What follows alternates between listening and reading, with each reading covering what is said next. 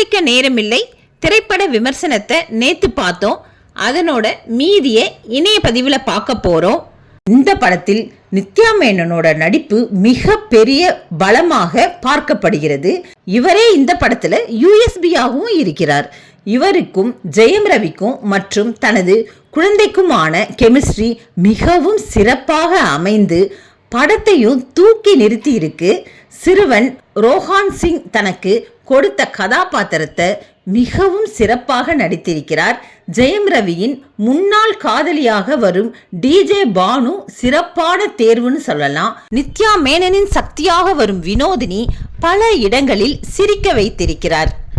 நித்யா மேனனோட அம்மா லக்ஷ்மி ராமச்சந்திரன் மற்றும் அப்பா பாடகர் மனோ ஆகியோர் அவரவருக்கான வேலையை ரொம்ப சிறப்பா செய்துவிட்டு சென்றிருக்கிறார்கள். ஜெயம் ரவியின் அப்பாவாக வரும் லால் மற்றும் நண்பர்கள் யோகி பாபு மற்றும் வினய் ஆகியோர் அவரவருக்கான வேலைகளை சிறப்பாக செய்து கதைக்கும் கதாபாத்திரத்திற்கும் சேர்த்து இருக்கிறார்கள்.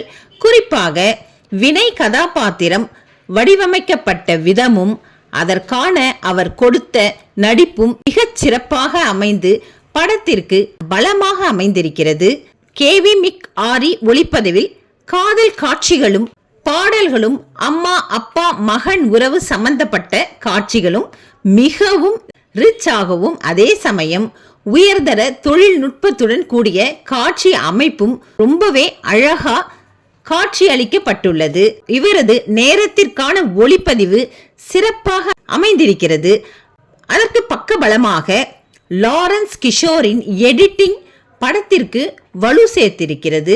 எவ்வளவு எமோஷன் தேவையோ அந்த அளவு தனது கத்திரியை கரெக்டாக பயன்படுத்தி வெட்டி படத்தை சிறப்பு கூட்டி இருக்கிறார்னு சொல்லலாம்.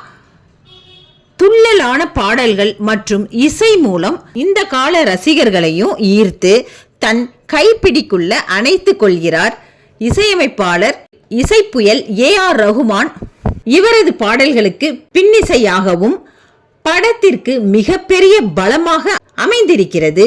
குறிப்பாக காதல் மற்றும் அப்பா மகன் சம்பந்தப்பட்ட காட்சிகளும் தனது இசையால் ஒரு படி மேலே தூக்கி வைத்து படத்தையும் தரமாக கொடுத்து உதவி இருக்கிறார். வழக்கம் போல இவரது இசையே படத்தின் இன்னொரு நாயகனாகவும் மாறி இருக்கிறது.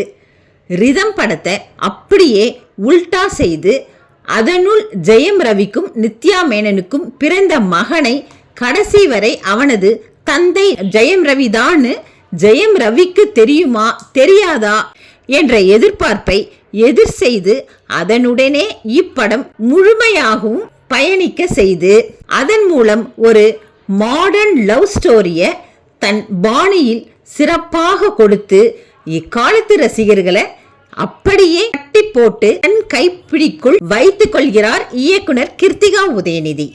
படத்துல கடைசி வரைக்கும் சஸ்பென்ஸ் உடைந்ததா இல்லையான்னு எதிர்பார்ப்பை உடையாதபடி வைத்து படம் முழுவதையும் ரசிக்க வைக்க செய்ததாகவும் நித்யா மேனனுக்கும் இசைப்புயல் ஏஆர் ரகுமானுக்கும் துள்ளலான படங்கள் மற்றும் இசைக்காகவும் நிச்சயம் காதலிக்க நேரமில்லை படத்தை கண்டிப்பா ஒரு முறை விசிட் செய்யலாம்.